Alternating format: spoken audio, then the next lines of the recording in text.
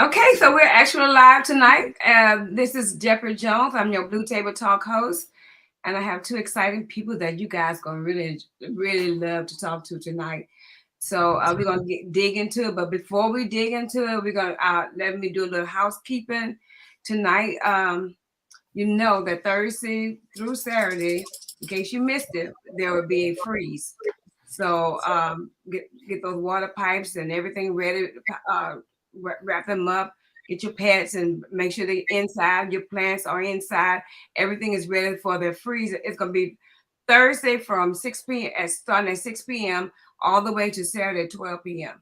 So it's gonna be cold. They said it's not gonna be as cold as it was in February 2021, but I don't even remember how cold it was. So but it says it's gonna be cold. So let's get it together because there is a freezing effect, and it's starting earlier for some people in certain states. But as far as in Beaumont, Texas, it starts with us on Thursday evening.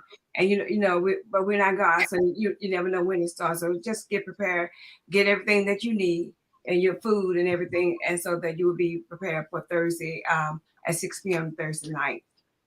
Also, don't forget that on tomorrow, there at the American Legion, there will be a line dance class from 6 to 7, and they had a great time last week, a week before last, but like that. And if you are interested, it is free. It's open to the public, and you are welcome to come at any time. It's from 6 to 7 at the American Legion, Dory Miller. You might know that's Dory Miller or the American Legion on Condor Drive. Okay, so tonight we're talking with Lyndsay and Alex Seale, and there are new. Y'all new? Or y'all been in business for a minute? It's been a minute. Yeah, we've done business for a while now. I think Okay. our first real brick and mortar was in 2015. Me and Lindsay, well, she had a women's boutique in Nederland called 11 and Co, which we operated up until right before our middle child was born in 2017. I think the nature of the pregnancy at the time was a bit harsh, and it's kind of hard to maintain that and the business. So the baby was more Right. important. Baby was more important. So we kind of we've moved on to what we're doing now, which is interior design. So Okay. So give us a little introduction about what's going on.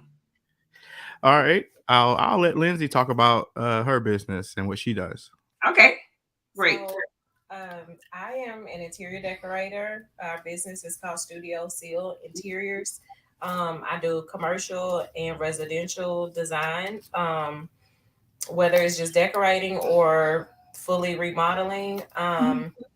We have we got a space this year that'll be our studio, which will be my office where we'll handle basically like a design center for our clients where we handle working on their selections and different things like that. And we'll also have a retail side of that business, kind of bringing a different style of home decor to Beaumont, different from the Kirkland's or the Hobby Lobby, just something a little more for those of us who have like a specific taste. Everybody won't be a client, but some people can still have the opportunity to come and shop with us. We have a lot of custom things that we can do, a lot of trade contacts, that things that can just be custom to you for your home, that you don't have to go to Houston or deal with different sites. You can kind of come feel it and touch it and see it from us and get our expertise on it. Everything is about location, location, location. So where is your location? The address is 7680 East Tex Freeway. So if you are in the area of like 105 and East Tex, after you pass Tri Supply and you'll keep going towards Plant Road, it's a standalone building right there. So it's right off of the highway. So Right. it's a great Right, location. and in particularly for the line of business that we're in, it's right up the street from Tri Supply, which most of your builders use Tri Supply for material, and so there's a lot of people who are building homes that are right there in that corridor of where the business is. Plus, there's a flooring company a couple of doors down from us, and I think a granite company. So I think we're nestled right in, right where a lot of that action, that organic action, would be happening at. Right. Right. Okay, so are you open every day or what? So we actually haven't opened yet. I think we may have signed the lease in May. Yeah. Um, for my taste, the building needed a lot of work. Okay. So we You're are a church still decorator, so you know. so we are still in the phase of remodeling just to have it where we want it to be. And of course, things have come up. There's been life, so it's going at our pace. But we hope to be open maybe spring, summer next year. So, and I still do work as a designer. Still, I Mhm. just don't have that space right now. And So. and the silver lining in it all is there's construction happening literally at our front door. So good thing that a lot of the work isn't done anyway because accessibility to the building. Now I think they're nearing the completion of the construction, but for the most part, it's been you couldn't get to the front of the building. So we've kind of looked at it as like, okay, great. You know, we might have been frustrated if we were open and people couldn't access Because they the building. literally had tore up the driveway. You Yeah. really could not get into the thing. So it all worked out. We thought we would be open in the fall this year, but it's working out. Yeah. I know the construction that you guys are talking about is they closed Concord. Yes, and that's where we are, right there at that intersection. That little small Okay. Okay. Okay. Was that building used to be a barber shop or something like that? Yep. Yep. Yep. And so if you know, okay, it used to be a barber shop. We've had to fix it to specifications in terms Right. Right. of where, and you know, and so just making sure that the work is done right, the selections are done right, because we want the business and the building to be a reflection of the work that we were able to produce, or the look and the look that we're able to that Lyndsay more so specifically can create. So Right. Right. So let me talk to my viewers for a minute, if you don't mind. sure. And sorry, but I forgot to thank you for coming on Blue Table Talk. I'm so sorry. We just went right on into it because I was excited myself. Anyway, guys, go ahead and hit your share button. You know, sharing is caring, and let everybody know that Alex and Lyndsay Seale is on tonight, and they are Black-owned business, and we support Black-owned businesses, and we need to, and they're young, and they are very young, so we need to support them and let them know that we care, and whatever they do, support them and keep them moving, because you know sometimes we look at the people failure, but when we look at what people are doing something great, we never do anything about it. But we got a couple right here, and they are a couple, husband and wife, Alex and Lyndsay, and so let's push them on to success. Okay, thank you. Hit that share button right now. Go ahead. Okay, so on your resume, when I asked for it, and you had a budding design studio, does that mean husband and wife, or does that mean just whatever? Well, yeah, I think I use that adjective just to kind of, I guess, put an illustration of, I think, the growth of the studio. You know, I think to me, I don't think we've near reached the peak of what we want to do.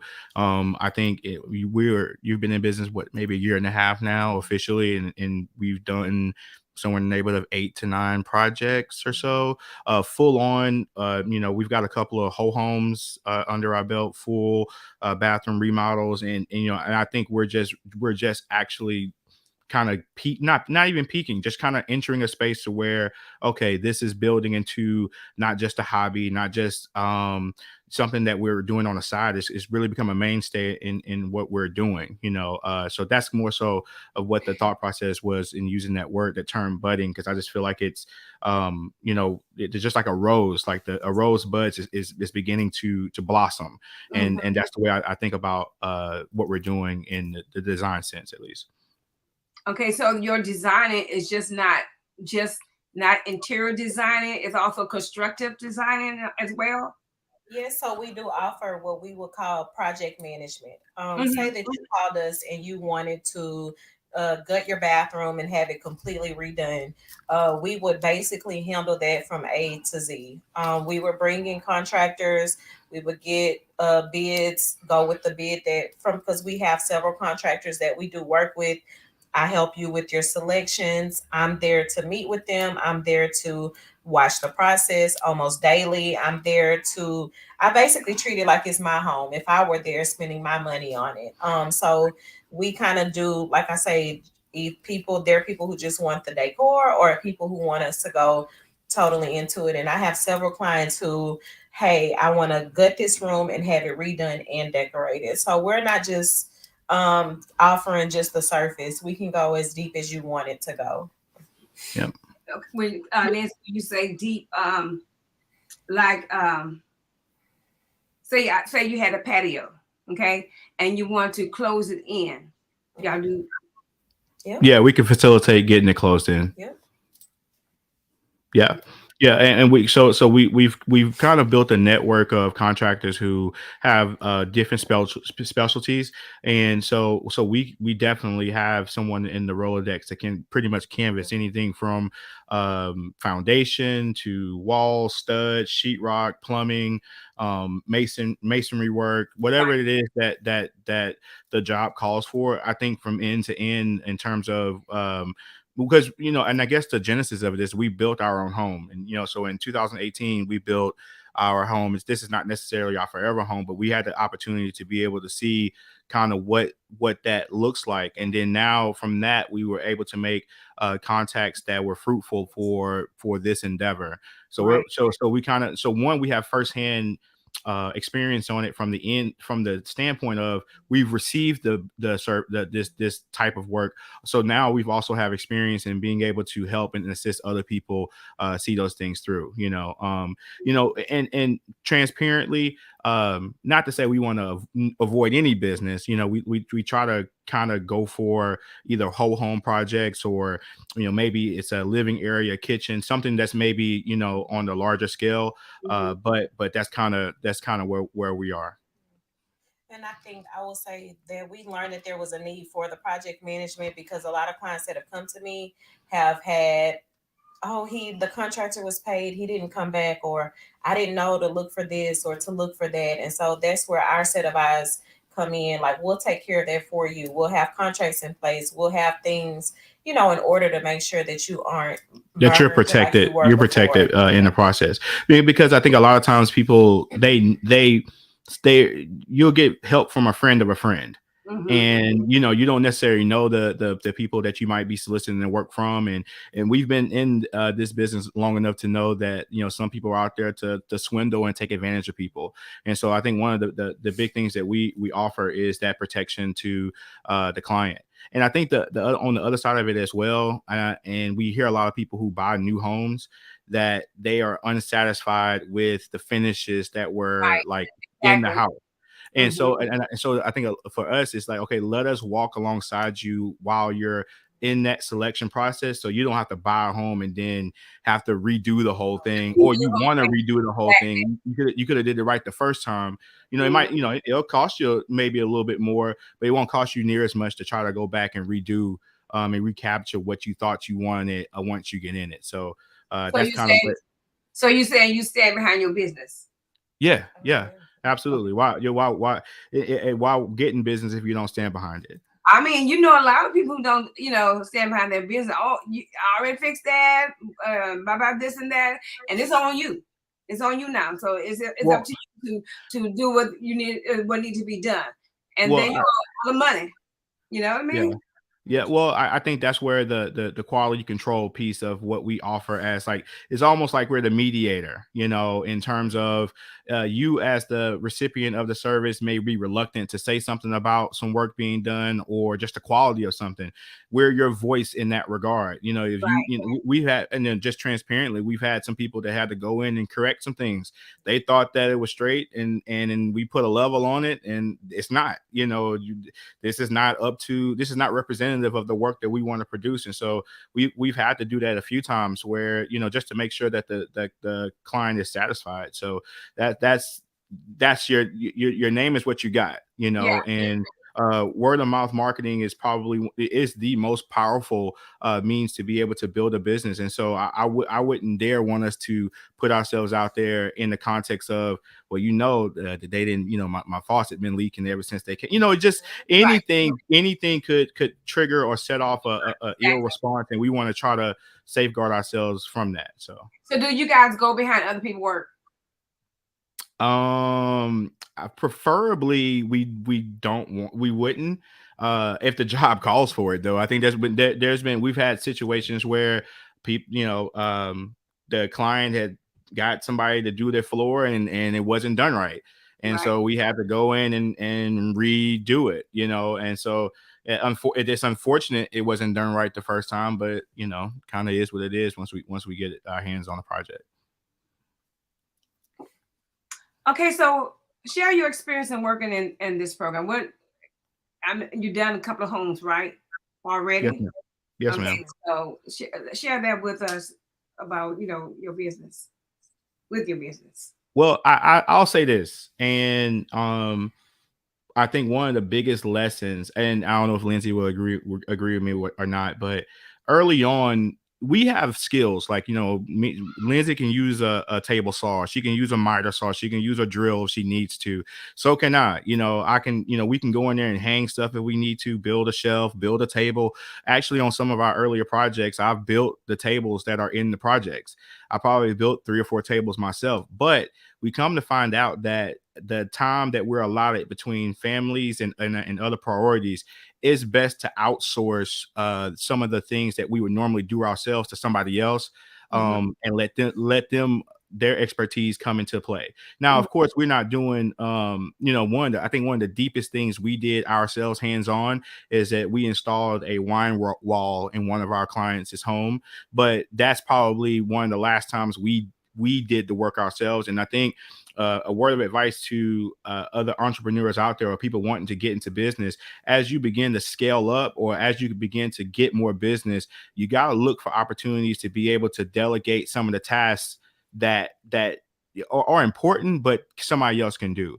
And I think, I think one of the fastest ways to grow, especially whenever you have the capital, of course, to be able to do it, or you have the resources built into the client price to be able to do it, is to be able to give those. We want to get to a place to where I want Lyndsay to get to a place she's only doing the things that she is best at. And so a lot of times in the entrepreneurial lane, of course, you're wearing multiple hats in the beginning. Right, Like, exactly. you have to be, you're the accountant, you're IT, you are the bookkeeper, you are the marketer, you're doing all these different things. And of course, in the beginning, you're excited about the venture, you have the energy, you have the passion, you have the drive. But after a while, you'll start to burn yourself Burn on both yourself out. ends.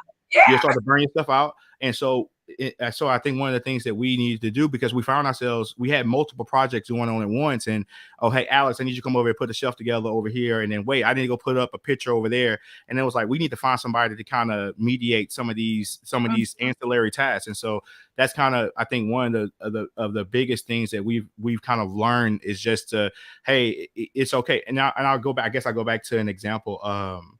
That my dad used a long time ago. He was going to get his oil changed. Now, like, I guess when he was a little older, back in the day, he would do it himself, and he was like, well, back then I had to do it myself. Now I can just pay somebody else to do it. And so it's like, once you get to a place to where you have the discretionary funds to be able to pay somebody to do it to save and value your time, then I think that's a better look, to be able to Right, do that. right, right. Okay, so let me go back to my viewers. Okay, guys, it's time for you guys to start throwing out your questions if you want to ask Alex or Lyndsay Seale anything. The time is now. I see Georgine Guillory says small business owners work so hard, and that's true. That's true, and we all know that. But let me ask y'all this question: think quality and over quantity. Which one you prefer, quality or quantity? For sure, quality, for sure. Yeah. And it's crazy. And I think this is a conversation we've been having here recently. And it's just kind of talking a little bit about ourselves. I serve on the executive board for Junior Achievement, and we recently had a survey that asked us the question organizationally: would you prefer to touch a bunch of students like impact a bunch of students with a little time or impact fewer students with more time. And I think the kind of the unanimous decision was that we would prefer to impact a shorter list of students, but give them more skills, more qualities. And so that from a mindset perspective, that's the same thought process for us. It's like, well, we would rather do something small, very good versus doing a bunch. Okay. Yeah, that's why we closed our books this year early on because we wanted to be able to give those clients that we had already had contracted to work with. We wanted to make sure that we could give them our undivided attention. I stay at home with my babies, our smallest baby, so I need to be able to also do that. And I wanted to make sure that I could give everything I could to the clients I had. If some people may have thought I think it was June or July. It was early when I called it, but I said, this is it. Like we can give so much to these jobs and they can be great. I prefer that over having, just a ridiculous workload of clients that I had to, kind of have to juggle between everything. Right, right. What gave you guys the idea of starting this type of business? I've always had a love for design. Um, when I talk about it, it could maybe be my opinion, but I've always felt like maybe, how would you say, maybe culturally or where we are, hiring an interior designer may not have been the first thing that come to people's mind. It might have been like, oh, you don't need to pay anybody to do that. You can do it yourself, which is with everything. You can do everything yourself. Um, I noticed that when we built this home, everything I started to do, people kind of noticed it and were Right. like, you are good at this. And then I noticed that now with where social media and different things are, it kind of made it easier to kind of jump out there and do something. So with us already not being afraid of business, like we love business. And so it kind of just made sense to just frame it up and just go out there and do it. And it just worked. Like the first client I signed was in Chicago. And Okay. then after that, I think the next we had one in Beaumont and the next few were in Houston. So it just kind of worked and our work speaks for itself and who we are, how we go about business, the way we just present ourselves and the way we handle business. And, Right. It just worked. and I said, and just to add to that, number one, I can vouch for her saying, I think sometimes it sounds cliche when people say, oh, well, I've always had a love for this. I remember us being young, like 17, 18 years old, because we dated in high school, and she would say, oh, well, I want to go to the Institute of Art and Design in Houston or New Right. York. Like that was like an ambition of hers. And I think it's really cool to be able to say that she's living out that ambition now in our adult Right. life. Mm-hmm. And yeah, so definitely, I definitely agree with that. Right. Wow. What are your strengths and weaknesses? I think and so I think to being transparent, I think our weaknesses, I start there. Okay. Sometimes we might underestimate You said. the power and value that we present, you know, like for example, like you might have a week or two where things are just going right, everything's flowing. Client is communications well with the client, things are going well, and then you come up upon one hurdle and it kind of knocks down your confidence, it knocks you back a little bit, you start doubting whether or not why you should be doing X, Y, and Z. So I think I guess the term would be imposter syndrome, allowing imposter syndrome to seep in and make you feel like that you're not worthy of this opportunity, or you're not, who are you to be an interior designer, or who are you to be to think that you can, host a podcast. So it's like, it's the more of the psychological barrier of getting in your own way. From a strength standpoint, and I think sometimes this is our Achilles heel, to be honest, when I think about this, I think it's our heart for people. I think sometimes, even going back to our boutique, like when Lyndsay had the store, like for me, the pricing model, I was like, well, we want to be able to create a place where women of all sizes can come here and shop and not feel like they have to spend a lot of money. And Right. and I'm not, when I say what I'm about to say, this is not knocking anybody. This is not most local small boutiques in our area, the pricing is high on the clothes that you go to purchase. And Yeah. so for us, it was like, okay, at the time, there's not a lot of clothing for full figured women. I don't know the exact you know. So we wanted to be able to appeal to that market Right. while making it affordable. You know what I mean? Like if you wanted to go get a blouse or something like that, or something, sometimes if you wanted it to look nice, to be fashionable, and to be your Right. size, you had to pay for it. And so for me, it was like, well, for us rather, it was like, well, how do we continue to appeal to that market? And I think now that we're doing a different business, more of a discretionary business. We're kind of reaching a crossroad with that pricing model and where our heart is in that Mhm, area. If that makes sense. mhm. Yeah, it makes sense. Yeah. We have someone on here want to say something. Georgine Gilbert says it's amazing how, as a couple, how you blend in business. What advice would you give other couples struggling with decisions in their business? I congratulate you in your business as a couple. I'll go first and say that we don't always agree, Oh, but I respect that. I respect him and I appreciate his knowledge, his experience in what his job. He's been at Chick-fil-A for 20 years.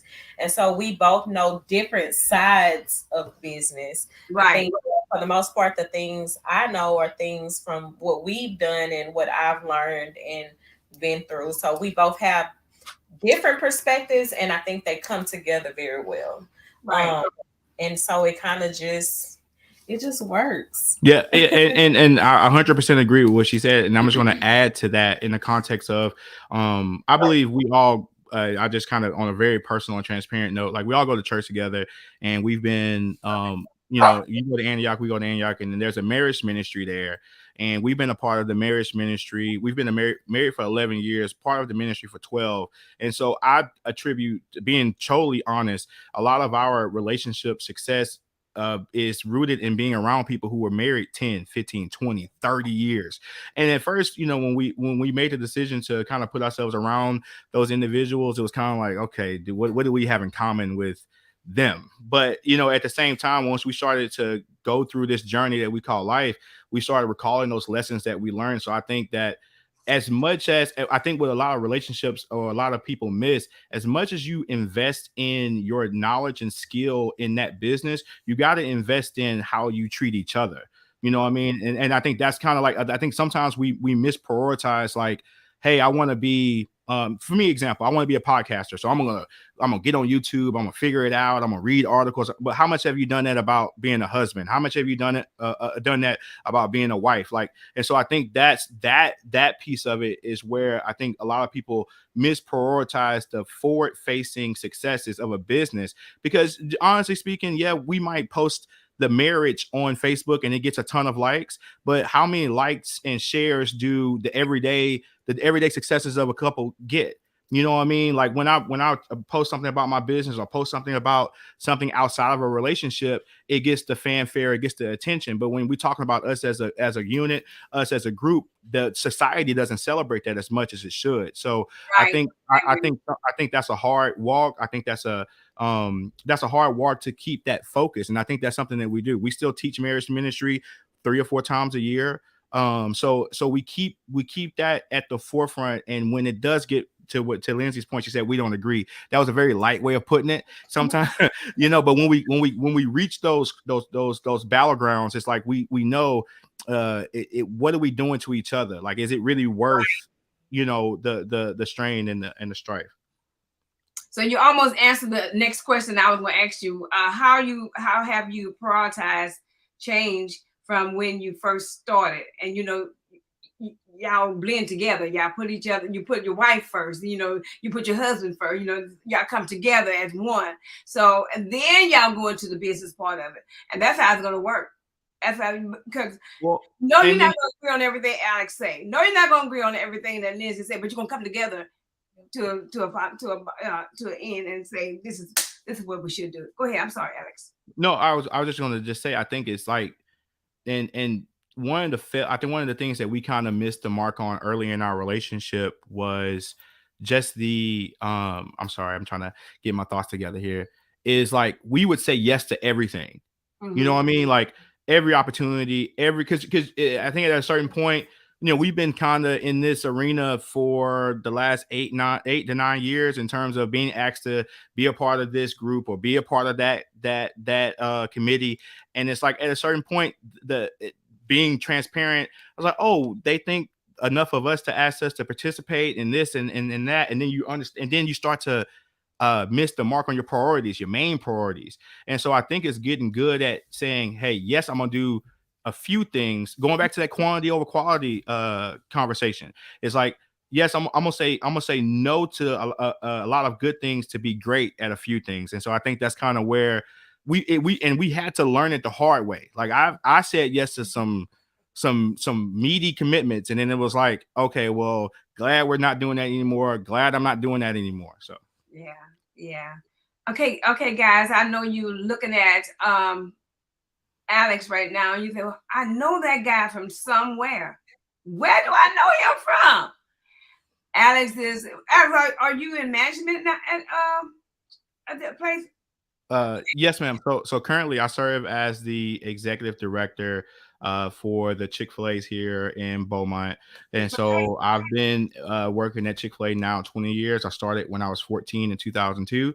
And I was the GM at 21 when we had one store on Dowling. And then once we opened the store on College Street in 2015, I became kind of, I guess, I don't know, not district manager, nothing like that, but just the manager in this area, the executive director for this area. So Yeah, yeah. And when we were talking earlier, I was speaking earlier, the three of us, I was telling him how he can go to other places like McDonald's, because we always put it on the air, and train them the way to talk to customers. You go to Chick-fil-A, I have never, ever, ever. I mean, people could be rude. And all they say, my pleasure. All they would say is my pleasure, or thank you for coming, whatever. But I have never seen one of the clerks, or however you call them over there at Chick-fil-A, say anything rude to a customer. Now they might say it behind after I walked out that door. So, but I'm just playing. yeah. But Alex, when I go to Chick-fil-A, I always look for you. Always. Where's Alex? Is he here today? Yes, Yeah. ma'am. And also, you might know him from the school board as well, because he was on the school board as well. Yeah, So. that might have been one of those yeses that I was referring to earlier. Yeah. Good. Now, don't forget, y'all. I know y'all hit those share, but let me. I mean, a lot of people have been coming over here talking. Let me let you know what they're saying. Okay, so Teddy Castro Enrique said those two people are the best. I admire and appreciate them. They are successful in everything they do. They have passion to work and the best attitude. That's true. They are honest, and that is very important. They respect each other, and that is something very good because they reflect it. Wilburine says, hello, guys, both proud of both of you. Yolanda Avery says, so true. Putting that time in a marriage is just as imperative to putting that time for your business. And that is so true. That's what the rest of them talking about Chick-fil-A's, and he's amazing at CFA's, Chick-fil-A, and all that. So, yeah. So a lot of people know you guys. A lot of people know your business. So with that being said, we need to, like I said earlier, that with that being said, we need to stand behind them and support them. Not only are they young, they're the two black business people, and we as Black African American, we need to support our African American workers, people that's in business, our businesses, and we don't do a lot. We rather talk about it than act on it. So we need to support them. Well, I guess, just being transparent, I think some of it is our fault too. I think we try to, I don't want to say overplay the humility card, in terms of, for the longest, we wouldn't talk a whole lot about what we did. It's awkward, again, transitioning from plugging into a system, going to work versus being your own entity, your own brand. You've got to be your biggest cheerleader. And sometimes that's uncomfortable. I think the both of us in some capacity has some degree of introvertedness a little bit, and where you might be a little shy at times. But I think we've gotten to a place now, I guess, we're in our mid 30s, and it's like, well, why not? That's my attitude right now. It's like it's foot on the pedal. It's getting over what, and then this is just, I guess, transparently speaking, like kind of getting over what people might say about us, or their opinions of who we may have been before, or anything like that. It's about trying to best put our message out there, and grow our business the best that we can. Yeah. Well, since you started your business, have you run into any challenges? Yes. Yes. I said, all right, you talk now. Well, I think that again, with it being new to us, I think some people may like the idea of hiring a designer, and they may not know or feel totally comfortable in handling that, right? So you hire a hairstylist, but you tell them what you want. Right. Go get your nails done, but then you tell them what they want. Yeah. Yet you hire me because you want my expertise. You want me to do it. And so I think some people kind of just, when they call us, they need to learn to just kind of let go and trust us that we'll handle it. And so when you talk about the strengths and weaknesses, I think one of mine that kind of falls in both categories is my wanting to just my perfection. So it's a great thing, and sometimes it's like a gift and a curse. But I think that people need to understand that I strive for that, and that I kind of like, hey, let go. This service goes like this. It's a luxury. Trust us, I think that that's been probably the biggest hurdle. People who aren't just excited to let go. But then sometimes we have people who are like, I trust you, go ahead and just do your thing. But I think that, and then sometimes we've ran into some contractors that may not have been up to par for what we were looking for, small things like that. But still, all good, all learning experiences. So when you're working on a project, as far as like a house or whatever, do you also go in there and decorate it, or if they ask you to, you go in there and decorate? Because I know you build it to their perfection, and they're looking at all kinds. I remember when I added on to my house, okay, and it was like, I want this and this place and that over there, and this is what I want on my walls, or this is color wall I want. And so, because I know you give them patterns of the colors. Yeah.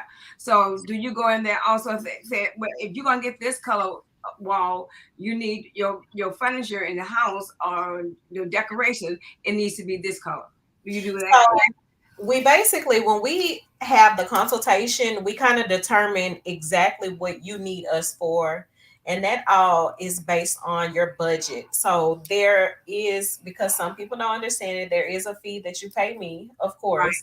Right, then there's your budget that you have for your actual project. So we kind of determine with that client. For example, I had a consultation last week with a couple who just bought a home in Orange, an older home. It needs a lot of work. So we have to prioritize what she needs me to do exactly, and then we'll work in that order based on budget. So if you need us just for your building or your construction, then we charge you for just that. If you want to add design on top of that, we have to add that into it as well. And of course, sometimes, oh, well, you need help with all of this, so we'll cut, a little bit and add this onto it. But some people are like, well, I'll just handle that. Can you just help me with color selections? So we'll just charge you a fee for a color consultation. So there's a range of different services that we provide. We just need to talk to the client first and determine what is it worth them paying us for? Because if the budget is not the largest, we'll just say, well, won't you just handle that and just pay me for the color consultation? That makes sense. So, or instead of doing the entire bill, just get our help on just the decorating. So what's so unique about your business? It's her. That's the unique part about it. I mean, and I guess her portfolio has kind of. I forgot to put in versus others. Let me put it like that. What's so unique about your business versus others? It's And her. so, and I'll say that I think a lot of people, I'll use Bowman just because that's where we are. The builders here, no offense to anybody, are typically males, older males. Mm-hmm. They probably really don't care about what color they paint the home. They just want to sell the home. I'm looking at lighting. Um, we look at what would work best for your area, not just getting the home, the area to completion. Right, just like Alex said, we've had people who just built a house and they call us because they don't like what it looks like. So Right. we actually pay attention to design and things that match. Mm-hmm. You'll see, we had an experience where, the builder would just shop the items that were on sale, and then that will go into the home. Mm-hmm. That may not give the best product at the end. Yeah. So just trusting, just like he said, it's me. And that's with any designer. You pick her because she's good at what she can do, right? With what she's given or can change it to. Same thing with when you pick anybody who pretty much provides a service. It's them. Like they kind of have that magic touch. And if I add to that, it's crazy because sometimes you think that, oh, if I got the money to go buy the stuff that I want to go buy, why do I need somebody to tell me what to do? And I've seen, no offense to anybody, I've seen some spaces that everything has come from Z Gallery, but you can tell that they had no clue what they were buying. So just because you have the money doesn't necessarily mean you have the design expertise. And I think I've seen her do it. I think I've seen her do it enough. Okay, Miss Deborah, okay, you might think that you can dress, right? And then your friend might think that hold on, wait, let's listen. Your friend might think that she can dress too, right? But yes, sister girl might have the money to go shop in Nordstrom's or shop wherever, but she can't put it together like you can, right? Right. Right? Same concept. Same concept here. So it's one of those things where it's like, okay, great. You have the budget. Allow her to make the selections, and she'll make it look like what it costs like. If that makes sense. You know what I mean? Because sometimes you can go buy all the fanciest stuff in the world and put it in one space and it won't match or it won't matter. So yeah. What about model? Do you have any models where people can see? So that is basically, I do have a portfolio online on my social media. We are updating the website, but that's basically what we'll do in the studio. We'll have like a little bedroom setup, just like they have in the furniture stores, where I could showcase the way I would style a small area. And we'll also have it where just on a day-to-day I could play with different pieces and show you guys different things. But that's the idea behind the studio, to show people this is what we could do, or this is what your area could possibly look like. So what is the name of your studio? That'll be Studio Seale. I'm sorry. Studio Seale. Studio Seale? Okay. Yes, ma'am. And actually, if you go to Instagram, that's the name. What's your Instagram? It's at Studio Seale. So if you just type that in Instagram, that should pop up. You type that in Facebook, you type that into YouTube. It'll all, we're kind of making it to where you can't TikTok. It's kind of becoming everywhere. Because TikTok is it. Yeah. I'm learning that TikTok is it. Everybody TikTok, and I wish I knew how to do it. I don't know how to do it. That's it, Studio Seale? Yes, ma'am. Okay. So you have a phone number where people can reach you? The phone number is 409. Wait a minute. Okay, wait, let me write it down. Go ahead. 409 254 3040. And you say you did have a portfolio. With your portfolio could when people come to ask about what they want, you show it to them or what? Yes. People text, call.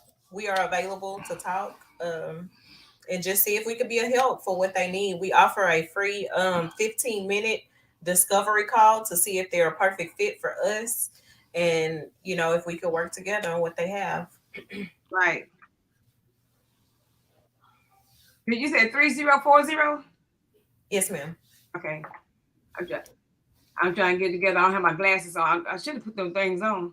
See if this is right. Yes, thank you. You're welcome.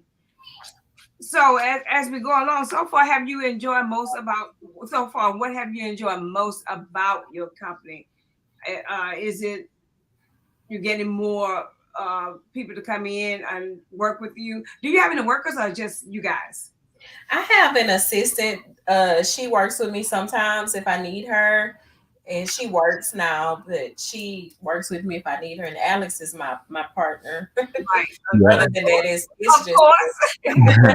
And we also, we would be remiss to say that we have a young lady who is very near and dear to our business. She does the custom cabinetry for us, and she doesn't necessarily work exclusively with us, Miss Juanita Castro, but she does a lot of work with us, and she's kind of been right there on our side as we're on jobs, and she's lending her expertise because I'll be honest with you, she can put a man out of business using the saw. She's that good. Seriously. So yeah, no, so I think we've got her, yeah, she works really closely. I mean, she's been a part of maybe 50%, at least 40% of the jobs that we've had. So yeah, she's amazing. So do you have a lot of women working on with you guys or what? Well, it's all women except for mostly me. women. Yeah. Yeah. Are you serious? Yeah. Yeah. Oh my God. I'm sorry. Yeah, now y'all done made me so excited. Yeah. Yeah. That is No, I class. mean, yeah, no, like the Juanita, she is a beast. That's her right there. Yeah, that's her right there. I mean, her, she's typing so much. She said, Yeah, no, always listen to she the is, client. yeah, she's amazing. Yep. Ms. But Lyndsay always listen to the client's requests and then show her projected ideas in a program where she designs and translates her ideas. Then asks if what she thinks is what the client likes and can be within their budget. And I love that because she takes the time to do a real job before starting. Awesome. Awesome. This is somebody who really believes in you. And Yeah. I would say just my favorite part of everything has been I like the backside of the business, and we've been focusing this last quarter of the year on just perfecting the back end. I love business cards that are like amazing high quality. We're working on our CRM program, like just making sure that our clients have the greatest experience from the time they contact us all the way through. And I think that part is just a part of how we just love business. Like I just Yeah. like those small touches. Like our favorite part so far in the studio is the bathroom, and it's the studio where we'll have a coffee bar and a snack bar because we just like the backside and just the client experience side Mhm. of everything. Because we feel that that's that small, those small nuances are what you asked the question earlier. What's the difference between us and the next company or our next competition? I think that's it. That's I it. think some just one couple my experience with my job Chick-fil-A and how we look at customer service and how deep we go into that, and then couple like Lindsay's taste in luxurious filling things is like when you fill out our business card, it is thick, like it's a really sturdy business card, and like we take a lot of pride in that. And I feel like when you're trying to get into a place where you're charging for a service that some might think they can do themselves, you have to deliver on the value. And Right. and I think that's something that any entrepreneur can take. Like sometimes we think that just the fact that we're in business is enough for people to want to support us. Like, hey, I got a t-shirt business, you ought to do business with me just because I'm selling shirts. And that might be true if I'm your friend for the first shirt, but how do you sustain business over time? And I think it's the consistent delivery and value around the things that Lyndsay was talking about that we try to that we try to promote inside of our business. So that's that. Yeah. I can't wait to do a walkthrough. Yeah. I can't wait because it sounds so, I mean, so unique. If I We could, feel like it's something that Bowman has not seen. We feel like, of course. yeah, yeah, that'll work. So, what are your goals in finding success? How, a lot of people don't know about you guys. So, that's what podcasts are for, or what, putting the word out there, marketing is for. So, how can you find success in this business? Well, I'll say I think the number one thing that I would like to stress, or like for us to stress, is and it's a principle I've learned over the years. It's like get good before you get big, right? Like really like get a hold of the things like could, and I tell Lindsay this all the time. It's like, could we handle 20 clients right now? Like, are we good enough to handle that volume? So like, so let's make sure we're perfecting our craft before we, and to me, sometimes, and being just truly transparent, like, I don't know if we have enough examples of how to scale business in terms of testing and like the different phases a product or service goes through before you go full on investment into marketing. Like sometimes, I think we get so caught up in wanting to do the numbers and wanting to quit the job so I can say I'm an entrepreneur, that we say no. Let's take our time in building great relationships. Let's make sure we take our time and sourcing and finding appropriate vendors for different things, and let's not rush into, like, we're if and I guess I say this, and I don't mean to be no way when I say this. It's like, if in this particular line of business, if we're looking to make the dollar back tomorrow, we're in the wrong business. I think this business, and particularly hers, is an investment. Like, we're investing in the rent that we've been paying since May, that we haven't made the actual dollar off of the business. We're investing. So for me, it's an investment play, to where, one, I don't want her to take so much time away from, well, she feels like she has to take away time from being a great mother, being a great wife, because she prioritizes that over the business. But at the same time, though, focusing on making sure that we're going slow and steady. I don't think we don't plan on scaling this business in 1 year and getting out of it. We plan on being in this business for at least the next 5 to 20 years. And so what's taking our time the first 2 to 3 to make sure our CRM is right, our bookkeeping is right, our vendor list is where we want it to be. We got a consistent list of just kind of checking these different boxes off that make sure that we're approaching this the way that we should. So that's kind of what success looks like for us. It's not all about necessary. I mean, we've had a period in time when we had a boutique, we did over $100,000 in sales volume. That in a 12-month period, when we had at the peak of where that business is. So like, we know what it feels like to generate cash flow apart from a job, right? And so for me, it's like I'd rather us.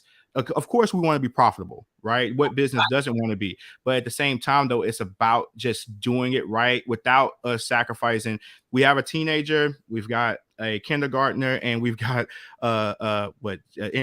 Channing's almost 2. So we've got a wide range of parenting that we don't want to, again, prioritize making a multi-million-dollar business fast. And wait, what are our kids doing? What's going on? So you should keep all those plates spinning. So that's what success looks like. Exactly. So that goes back to quality over quantity. Yep. Yep. That's where that goes back. Okay, so my last question to you, because the clock on the wall saying it's almost time for us to get out of here, is that what can you tell someone else who's just started business on how to get started? Whether y'all type of business or any type of business.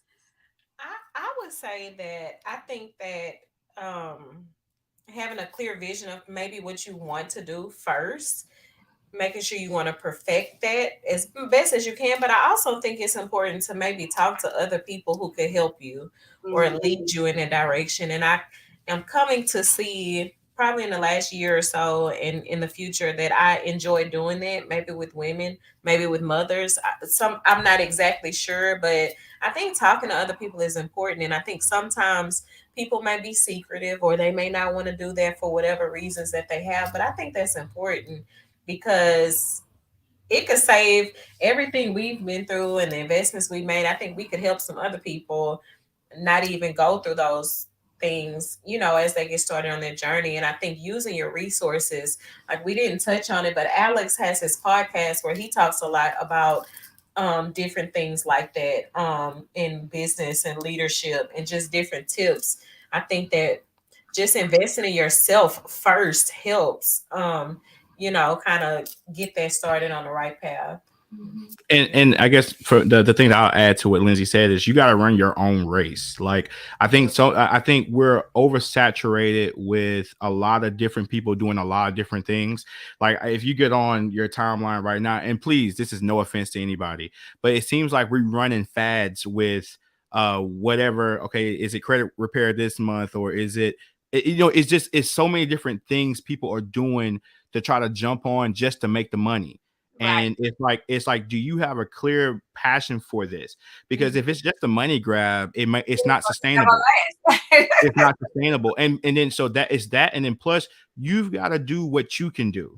Mhm. um you've got to, and so when you're on Instagram and you're following that person who what it looks like they have a multi-million-dollar business, and you feel like, man, I can't compete in that space, but you've got to realize that there's somebody who's one step behind you in that area, and they want what you think you don't have, you know what I mean? And so you've got to be comfortable in your own skin to say, hey, this is the money that I have, these are the resources that I have. The one unifying factor that we all have is we all have 24 hours in a day to be able to research and make ourselves better, to what Lyndsay said.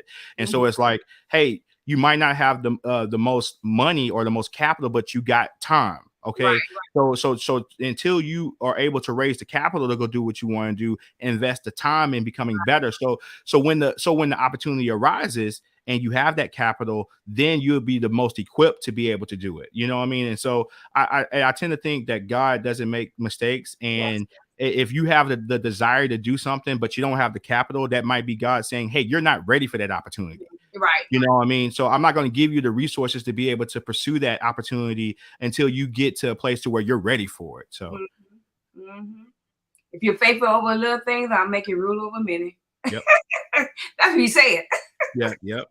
Yeah. One more question. One more time. Your girl back again. So she says, he's a true man who supports the family to the woman, a man who never stops offering his hand, who even cares about him. He's speaking another language in order to understand. He is a wonderful man, a true example. Yeah. What's her name? Patty? I've been Her knowing name is Juanita. Juanita, and Juanita. she's saying that because I speak a little Spanish, so that I try to make sure that I can communicate, and then Yeah. just with work, that kind of it works out. That works out too. Well, Juanita, I've been knowing him a long time, a long time, and I just met his wife tonight. So, but I've been knowing Alex forever. And I think you were. How old are you? You were I'm like 8? 34. No, when I met you, you were. Oh, I had to have been elementary school, I Yeah, believe. you were. I Yeah, think you were in element. He was in element when I met him. yeah, We used to go to church together. yeah. And I think I was the choir director over there. So that's how I met. You my older brother. Yes, ma'am. Sing the choir. I'm telling y'all now, he didn't sing the choir. No, that's a fact. I didn't. I did not.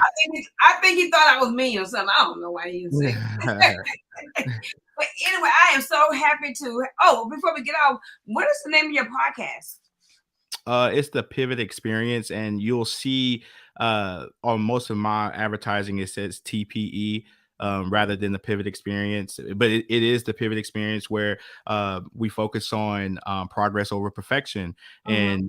and pivoting to your next. I feel like success, leadership, life is perpetual. There's no end point to the journey, so there's always a moment to pivot, whether that's from pivot from being a team member to a manager, from being a manager to a director, from being a director to a GM, to owning your own business, to being able to be a mother, and not only be a mother but be a business owner. So like I Right. think there's all these different pivots, and the goal for my show is to be able to expose people to something different.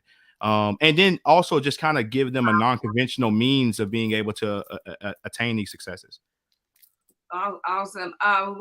Which day do you come on? The other week do you come on? So I'm bi-weekly, and I'm not live, not yet. Actually, I'm doing. I plan on doing a live series of a book study, Atomic Habits, in January. I posted some graphics on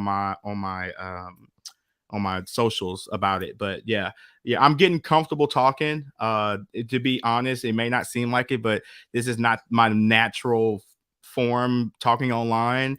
Actually, this is probably the first time I've been live online. So, I mean, Lyndsay, she's an expert at being live, but yeah, this is new for me. So, Miles Haynes, yes, we do have time for one more question before we go off.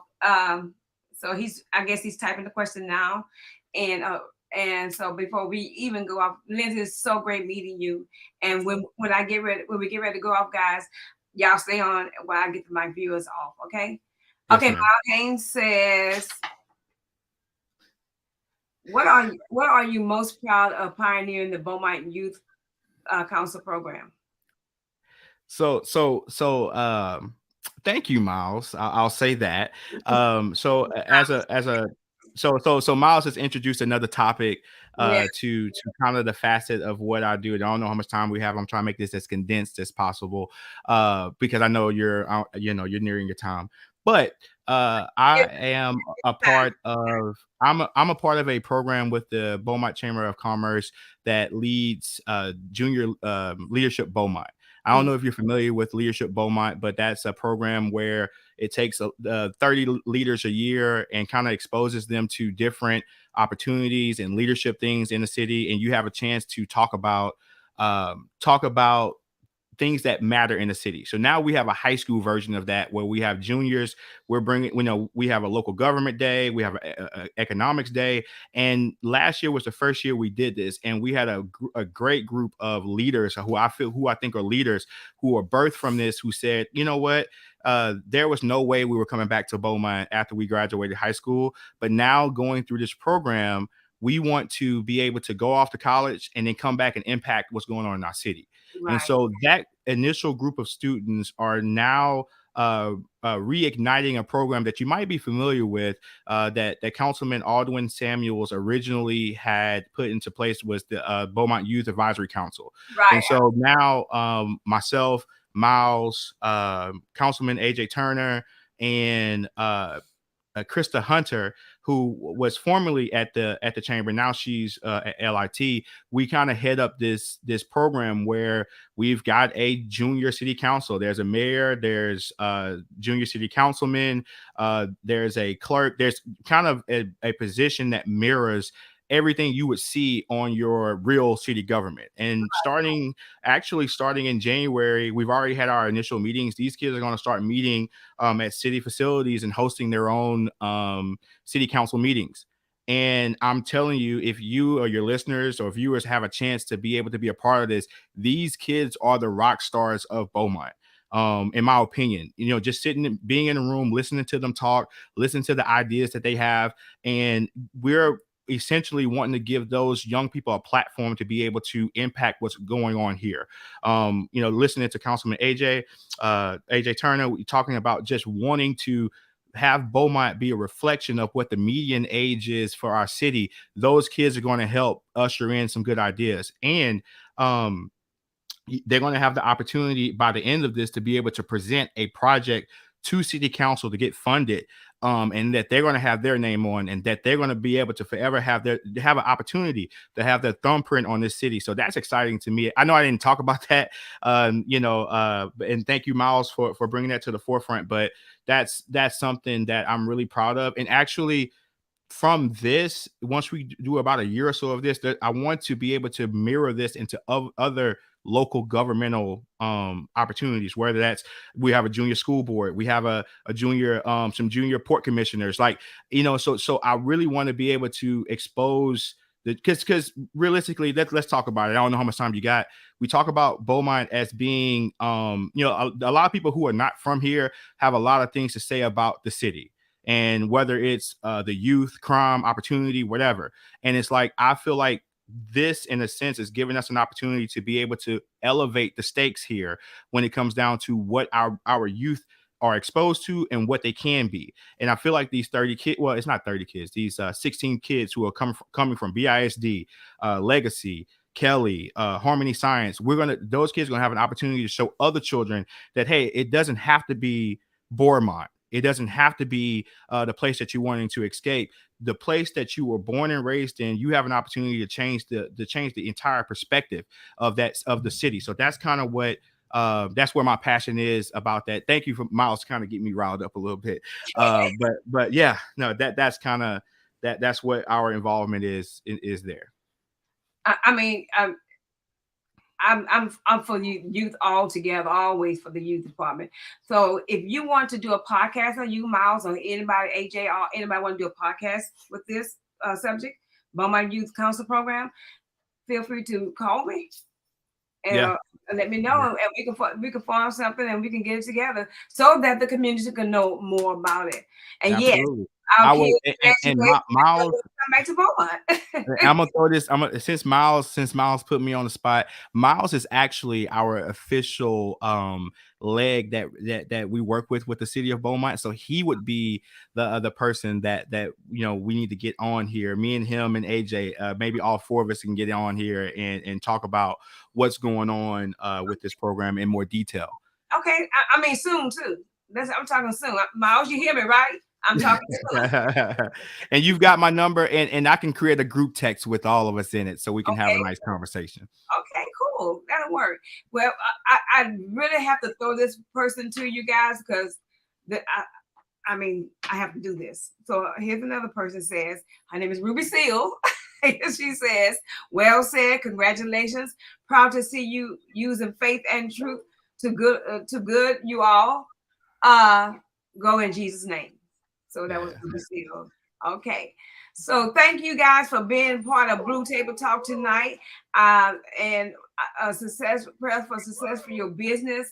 And guys, I'll have your back. If I probably need something around here to be done, and I will be calling on you. So for consultation or whatever, and let me know what I need to do, if you can do it or not. But success in your business. God bless you. Merry Christmas to you guys. And thank you guys for my viewers for coming on tonight. You guys are always awesome to me. You always back me up. And go out and spread the word that Alex and Lyndsay Seale were on tonight, and they're in business for at Studio Seale. It's right here on the interstate. Is that the interstate? That's the interstate. Yeah. Hey, they can find us on Instagram. How about that? At Studio Seale. You can find us right now. You ain't gotta get in your car. It's gonna be cold in the next couple of days. Just pick up your phone on Instagram. It's gonna be freezing, and that's yeah. I didn't mention that to y'all. Don't forget, y'all. Starting Thursday, December 22nd at 6 p.m. We're gonna have a freezing effect in Beaumont, and it's all the way through Saturday at 12 p.m. So get those pets in. Get cover those pipes, and I'm gonna do something with this pet right here that keep bothering me. So y'all, God bless you. God keep is my prayer. If I could help somebody that I pass on this way, then I know that my living is not in vain. God, smooches to y'all. Good night.